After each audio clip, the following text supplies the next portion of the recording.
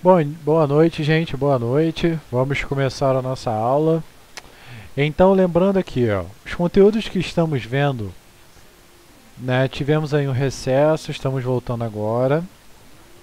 Então, embora a gente tenha aí um recesso, ainda tem atividade para ser entregue, tudo bem? Qualquer atividade que não foi entregue, pode ser, vocês não entregaram, pode entregar, tudo bem? Mesmo que já tenham passado o prazo. Lembrando que as atividades elas valem como presença e ainda assim valem também como participação. E, né, presença, participação e vale como nota também. Certo? A qual a quantidade, a nota de cada um deles vai depender da quantidade de exercícios que a gente fizer. Então a gente fecha aí no meio do ano. Foi o primeiro e o segundo bimestre, que eu sei lá se foi determinado o primeiro e o segundo bimestre, mas creio que sim. E temos aí esse início aí, digamos, do terceiro e quarto bimestre. Então, verificando o que vimos na última aula, vimos a parte de conservação de energia, a qual vimos os três tipos de energia, né? Fizemos exercícios sobre eles e tudo mais, e começamos a ver o que era um trabalho.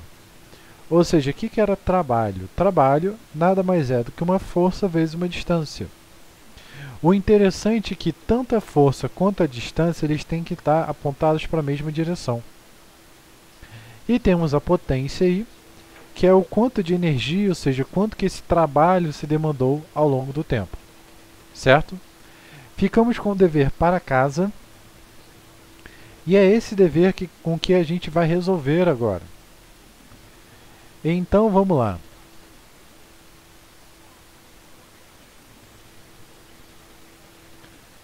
Só separar aqui.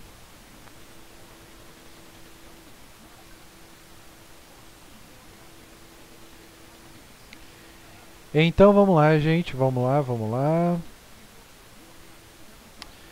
Então ele diz aqui, ó, o halterofilista ele eleva um conjunto de barras e anilhas cuja massa total é de 200 kg. Inicialmente o conjunto está em equilíbrio estático, apoiado sobre uma superfície no piso. O halterofilista eleva o conjunto até uma altura de 2 metros em relação ao peso. O movimento de elevação do conjunto foi realizado em intervalo de tempo de 4 segundos. Observando o módulo de aceleração da gravidade, determine a potência gasta por ele. Então vamos lá.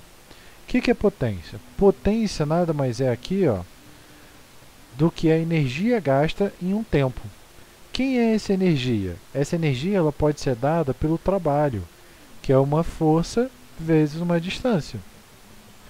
Então, vamos lá, vamos anotar nossos dados? Eu tenho que a massa que esse cara vai levar é 200 kg, a gravidade vai ser 10. Eu tenho também que ele vai levantar uma altura, uma distância de 2 metros. E eu tenho que o tempo que ele vai fazer isso é de 4 segundos. Então vamos lá. Vou compartilhar aqui a tela para que vocês possam me ver. Tudo bem, gente? Caso alguém apareça, só seguir a tela compartilhada. Então vamos lá. O que eu posso calcular aqui? Como eu estou levantando esse cara, a gente viu que o trabalho ele nada mais é do que essa força vezes essa distância.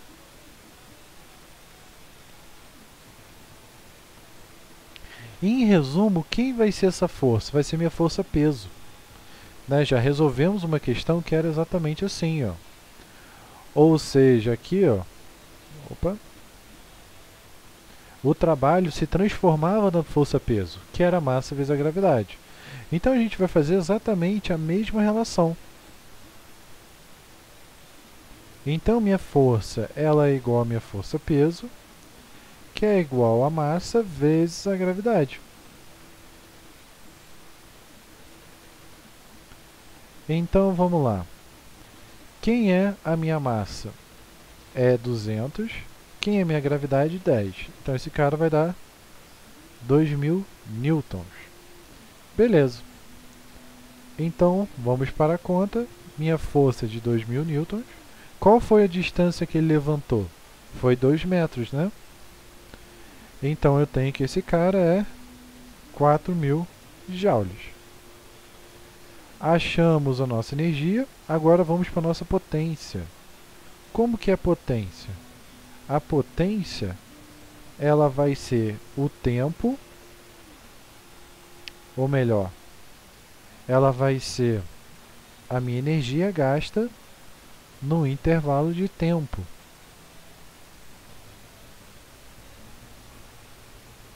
Então, se eu gastei 4.000 joules como energia, eu gastei isso e eu levei quanto tempo para poder gastar? Eu levei exatos 4 segundos, né?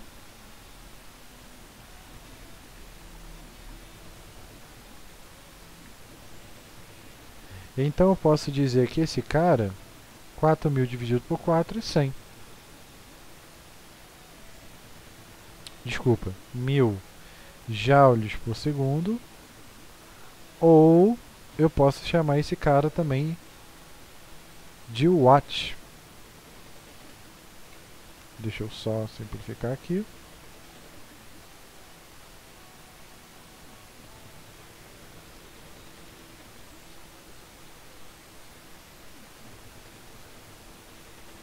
Então, se a gente for olhar aqui, qual das respostas se parece? 1.000 watts é a mesma coisa que 10 elevado a 3.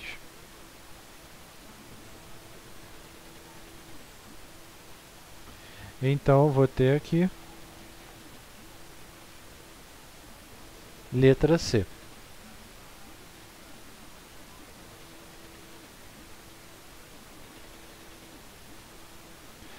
Beleza. Então, resolvemos aqui o nosso conteúdo. E aí, o que a gente vai começar a ver hoje em aula? Nós vamos começar a ver um conteúdo novo. Esse conteúdo ele não está no escopo do terceiro bimestre, entretanto, ele estaria no terceiro ano. Só que, no caso, esse conteúdo do terceiro ano, ele se torna um pouquinho complexo. Então, talvez por questão de tempo, a gente não consiga ver ele direito. Então, o que eu vou fazer? Eu vou puxar esse cara para o segundo ano, que aí eu utilizo o terceiro ano só como revisão. E que conteúdo é esse que eu estou falando? Basicamente, esse conteúdo que a gente vai ver é o que chamamos de ótica. Ou a gente pode ver mecânica dos fluidos, que também é interessante. Mas isso é um tema que eu gostaria de deixar para o primeiro ano. E eu creio que dê tempo para a gente poder trabalhar. Então a gente vai ficar com ótica. Afinal, a parte de ondulatório, o terceiro ano está vendo. O que é ótica ou óptica? Nada mais é do que o estudo da luz.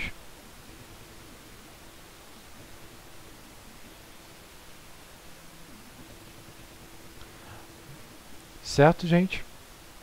Mas aí vem um pouquinho, vamos melhorar essa definição. A definição seria o quê? O que é exatamente luz? Em resumo, a gente tem o quê? A ótica, a luz, ela nada mais é do que uma onda eletromagnética. Ou seja, o que é uma onda? Né? A gente vai ficar isso o dia inteiro. Né? Mas qual é a definição de uma onda? Onda nada mais é do que qualquer sistema que se repete.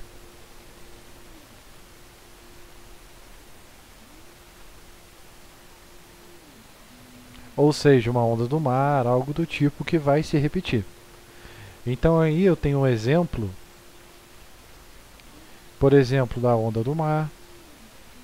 Temos o exemplo de um pêndulo, né, entre outros aí. Então, o que eu posso dizer sobre a luz?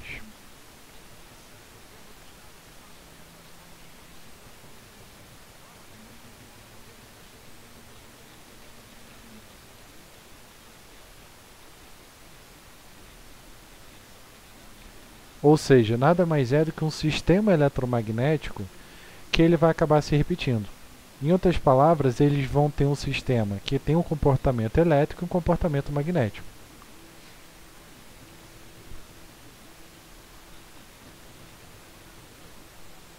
Mas essa parte eletromagnética a gente vai começar a estudar mais para frente. Aqui, ó. É mais ou menos como se fosse isso aqui, ó. Eu tivesse um campo elétrico e um campo magnético no meu sistema. Tá, mas vamos ao conceito inicial de luz. Isso aqui a gente vai ver ao longo aí das aulas. Vamos ao conceito inicial sobre o que a gente tem sobre ponto de luz, fontes de luz, ou seja, corpo iluminado e o corpo que não é iluminado.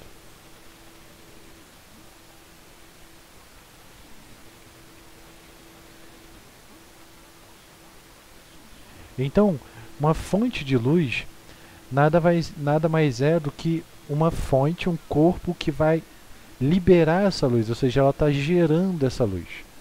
Então, por exemplo, a gente tem como exemplo aí de fontes de luz o próprio Sol, uma lâmpada.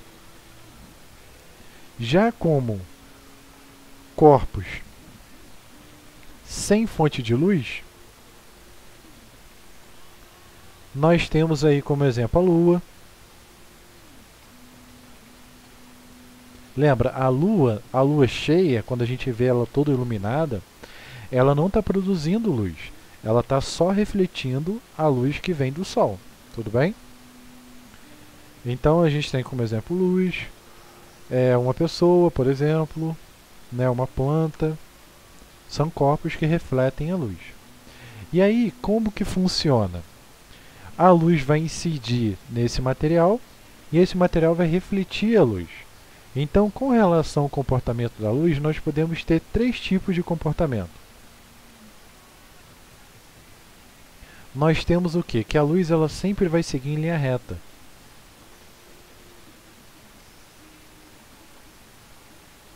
Ou seja, a luz ela não vai fazer uma curvatura ou algo do tipo. Claro, a gente está levando em consideração que não tem efeitos, por exemplo, de alta gravidade e tudo mais. Mas estamos indo no ponto mais ideal, né? Uma fonte de luz, algo simples. Deixa eu ver se eu acho uma fotinho bonitinha. Talvez seja melhor procurar por raios de luz. Então, quando a gente lida com raio de luz, a gente está lidando exatamente com essas figuras aqui, ó. Nada mais é do que linhas que vão seguir em linha reta. Só que o que acontece? Aqui, ó. Eu posso ter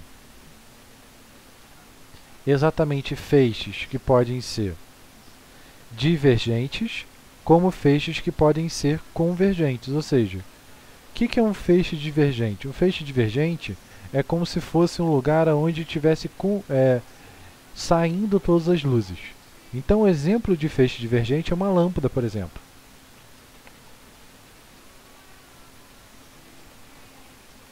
Ou seja, a lâmpada, quando a gente vê ali, ela espalha todas as luzes para um lugar só. E aí a gente tem também que a lupa ela é um feixe convergente. Ou seja, ela vai convergir essa luz para um ponto só. É uma ideia. E aí o que acontece? O fato que vai diferenciar se um feixe ele é divergente ou paralelo está associado à distância. Ou seja,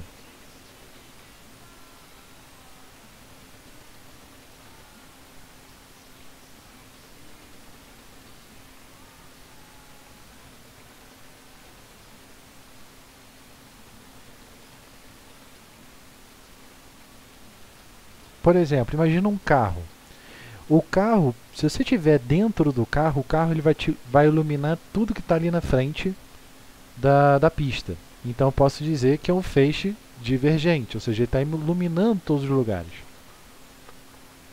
Isso porque a luz ela não sai em linha reta. Mas quando eu estou muito distante desse carro, eu vou ver apenas um ponto que é do farol desse carro, ou seja, eu não vejo toda essa luz que está sendo iluminada.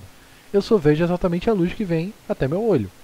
Então, quanto mais distante for, essa luz ela vai tender o quê? A ser paralela. Tudo bem? E aí o que acontece quando essa luz toca no objeto?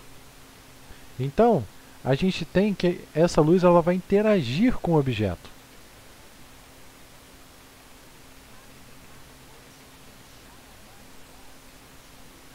Quando ela interage com o objeto, eu posso ter alguns efeitos. Eu posso ter um efeito, por exemplo, associado à reflexão.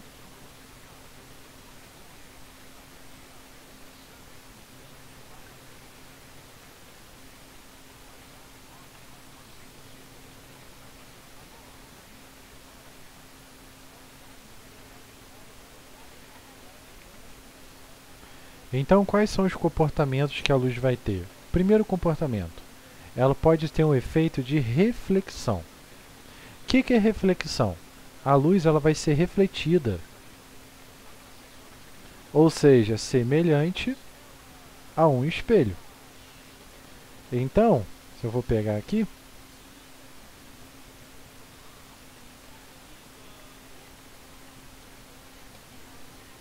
quando a luz ela bate em um espelho, eu vou ter um efeito de reflexão. Ou seja, ela vai bater nesse espelho e ele vai refletir. Nesse caso aqui, eu vou ter uma reflexão difusa. Por quê? Cada raio vai estar indo para um lugar diferente. É diferente, por exemplo, desse cara aqui, ó. Nesse caso, a superfície é totalmente lisa. Então eu vou ter um efeito totalmente diferente. Ou seja, esse cara, ele vai funcionar como se fosse um espelho certinho. Então eu vou ter aqui exatamente o material que vai refletir a luz, e em compensação do outro eu vou ter um pouquinho que vai ser difuso. E aí, o que acontece? Além da reflexão, eu posso ter o que eu chamo de refração. O que é a refração? A refração é quando a luz ela passa pelo material. Ou seja, ela vai ser semelhante ao que? A um vidro. Então, por exemplo,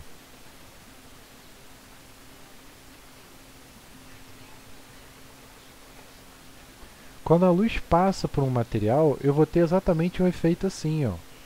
A luz desse objeto está passando por ele. Então, eu estou vendo o que tem nesse copo, ou seja, a luz está entrando ali na parte de cima e ele está mudando. Isso é um efeito de difração. Isso é um efeito de refração, desculpa. Então, deixa eu botar aqui. Quando a gente analisa essa refração, a gente tem que levar em consideração esse cara que é um raio incidente e esse cara que é um raio refratário, que eu vou falar um pouquinho mais sobre ele. E por último, e não menos importante, a gente tem o que a gente chama de difração. Ou seja, a luz atravessa o material, só que dispersa. Ou seja, ela espalha.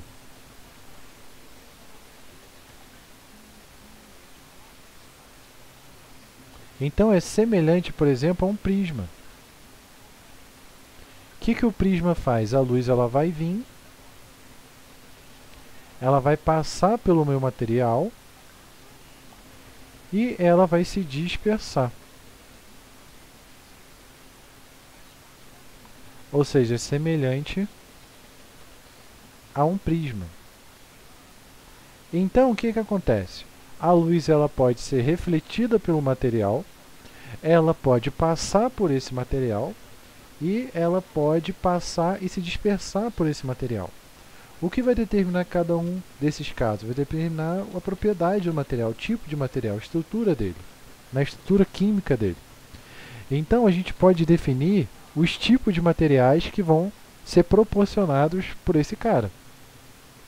Então quando a gente fala dos tipos de materiais, nós temos o seguinte.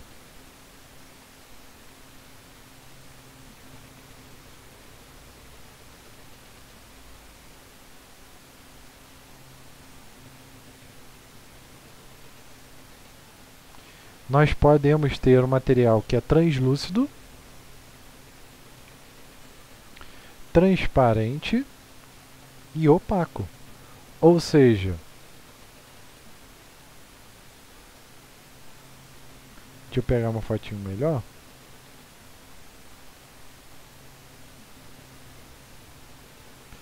O que é um material translúcido? O material translúcido é um material que deixa passar a luz totalmente. Então ele permite o quê? A reflexão total. Já o material transparente faz isso. O material translúcido, ele vai meio que difundir essa luz, ou seja, ele vai funcionar como se fosse uma reflexão difusa, ou até como uma difração. E o material opaco, ele não deixa a luz passar. Então a gente vai ter exatamente esse tipo de efeito aqui, ó, para cada um deles. Esse aqui está interessante. Deixa eu botar esse aqui.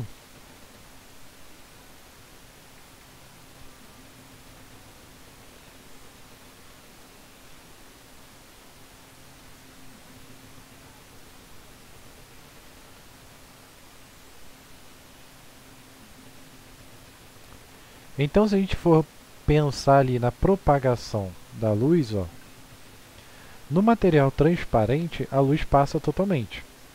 Então, o primeiro material que a gente tem é o transparente.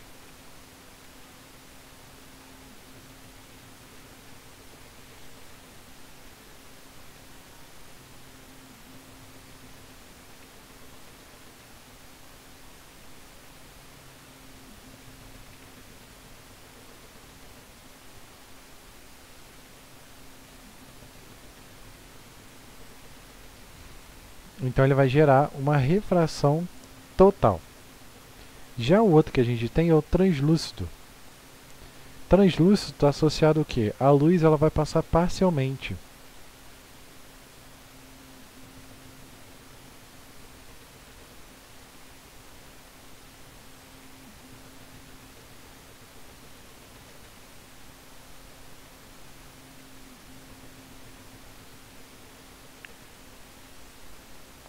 Ou difração. E por último a gente tem o material que é opaco.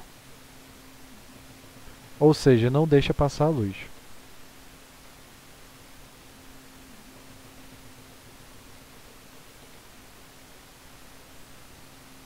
Então o material opaco é aquele material aqui, ó, que a gente vê, que a gente não vê o que tem atrás dele.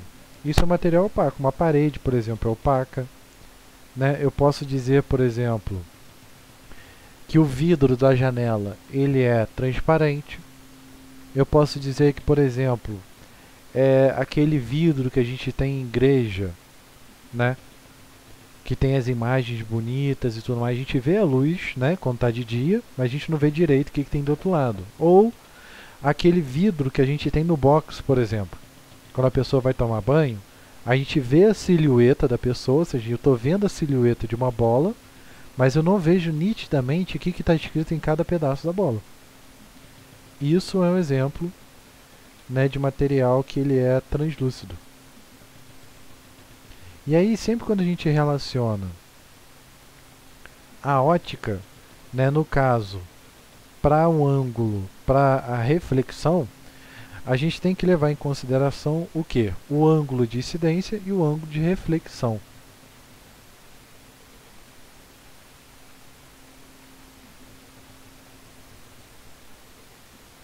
Então, basicamente, a gente vai levar em consideração esses carinhas aqui, ó.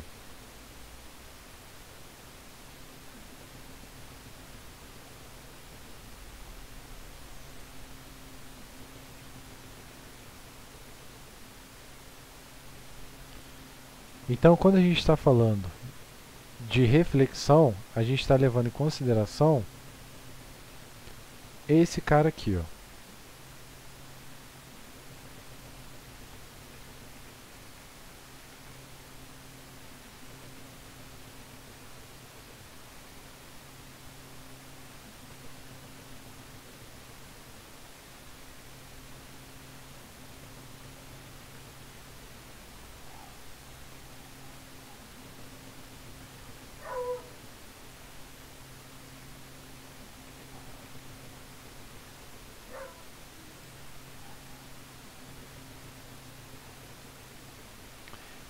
Então, o que acontece? O I, ele é o ângulo que ele está entrando, o R é o ângulo que ele está saindo. Ou seja, para uma reflexão total,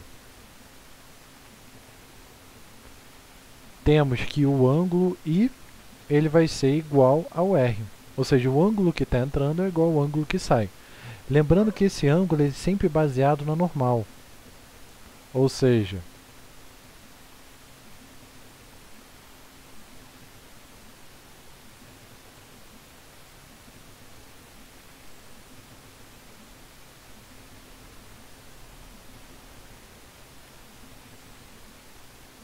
então ele é sempre medido no eixo perpendicular ao plano do espelho. Mais ou menos essa é a ideia. E aí, qual é a grande sacada que eu tenho no espelho? Em um espelho, a gente sempre vai ter que a distância ela sempre vai ser igual. Ou seja,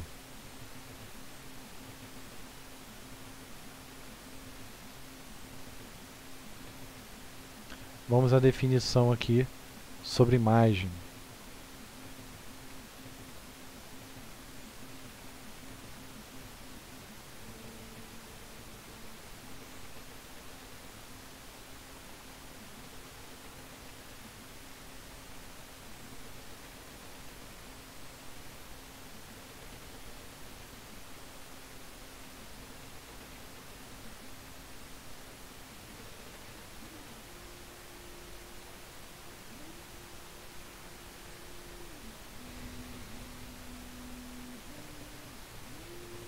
Então, o que é uma imagem? Uma imagem nada mais é do que uma projeção desse objeto que ele é criado por uma lente ou por um espelho. Então, por exemplo,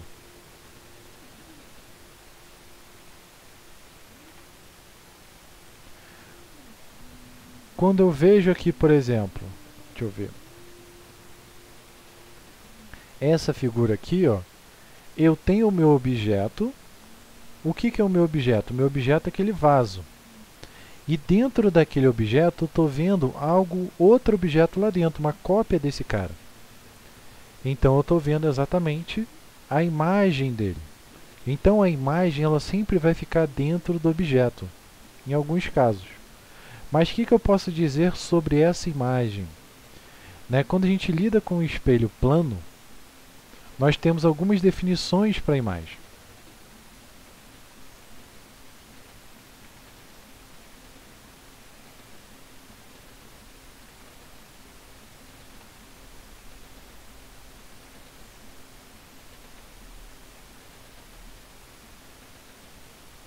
Boa noite.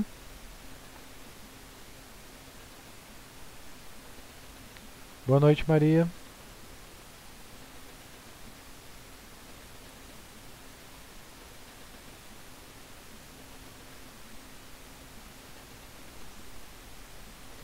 Então, basicamente, com relação ao objeto, a gente tem aí algumas propriedades com relação a essa imagem. Uma das propriedades, essa imagem ela é direita.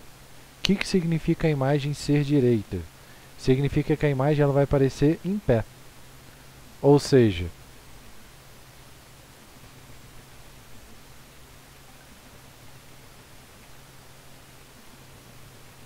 ela aparece na mesma direção que o objeto. Se o objeto está em pé, a imagem também vai aparecer em pé.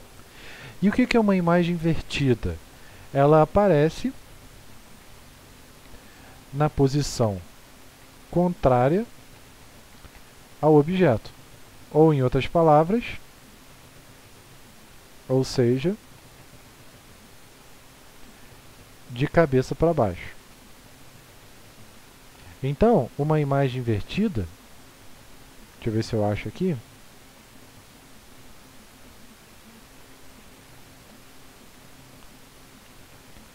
Vai ser exatamente... Eu não queria botar nenhuma coisa de espelho. Eu não vou conseguir botar.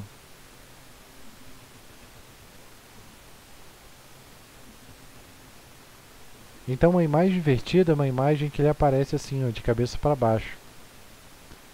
Essa é a grande ideia da imagem invertida. Então, uma coisa é com relação, que a gente pode definir uma imagem, com relação à posição dela, se ela é direita ou invertida. A outra coisa que a gente pode definir com relação a ela, se ela é maior ou igual ou menor. Então, se eu tiver uma imagem maior, significa o quê? Que a imagem é maior que o objeto. Se eu tiver uma imagem menor, eu tenho que a imagem é menor que o objeto. E se eu tiver um efeito igual, a imagem é igual ao objeto. Por exemplo, uma lupa. Quando eu tenho uma lupa, significa o quê? Para aumentar um objeto. Então, significa que eu estou tendo uma imagem que ela é maior, porque ela está aumentando esse cara. Quando eu tenho uma imagem menor, por exemplo, eu posso ter como se fosse um olho de gato, por exemplo, né, que eu consigo ver uma definição um pouquinho melhor da rua, por exemplo. Então, uma imagem maior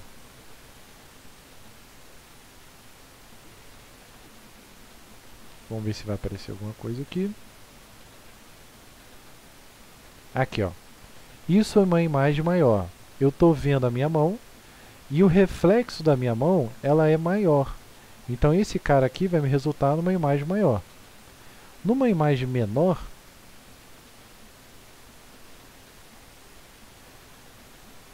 eu vou ter exatamente o quê? Que esse cara ele vai ser muito pequeno. Ele vai ter o efeito contrário. Deixa eu ver se eu acho.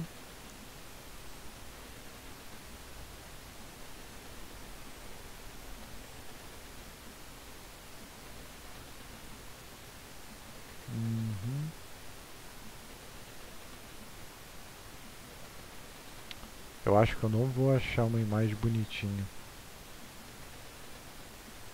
Não vou achar uma imagem bonitinha para colocar, infelizmente. Mas a ideia é exatamente essa aqui, ó. Eu tenho uma vela, e aí eu estou vendo a minha vela, só que minha vela é menor. Já sei.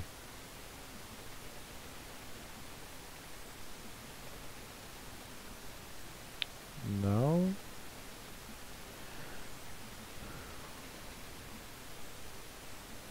Pronto. Então, quando eu tenho um retrovisor,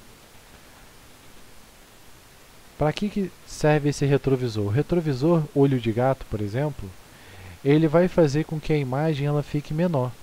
E qual é a vantagem da minha imagem ela ficar menor? Eu consigo ter uma visão maior.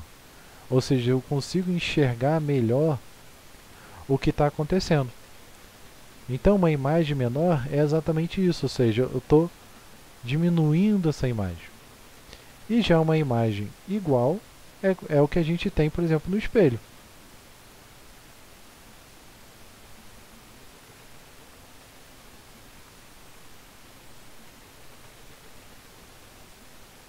Então, por exemplo, quando eu tenho uma imagem e um objeto, ó, eu vou ver eles do mesmo tamanho. Só que a grande sacada do meu espelho é que eu sempre vou ver ele ao contrário. Né, ó, tem o meu objeto que é o R e eu vou ver esse cara que ele vai estar ao contrário. Então eu posso definir o meu objeto como sendo direito ou invertido, né, em pé ou de cabeça para baixo, maior, menor ou igual em relação ao tamanho. E o segundo, terceiro no caso, é com relação à posição dele, se é uma imagem real ou virtual.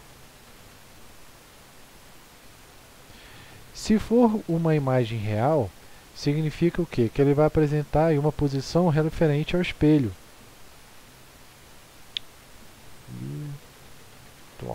Então, por exemplo, deixa eu ver se eu acho aqui.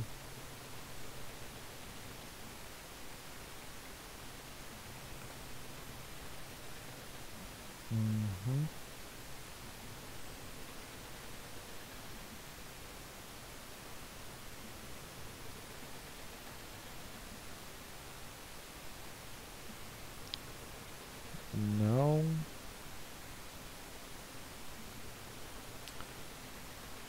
De qualquer forma, o que é uma imagem virtual? Uma imagem virtual, aqui ó, perfeito. Uma imagem virtual é uma imagem que ela está dentro do espelho. Uma imagem real é uma imagem que ela está fora do espelho. Então aqui, ó,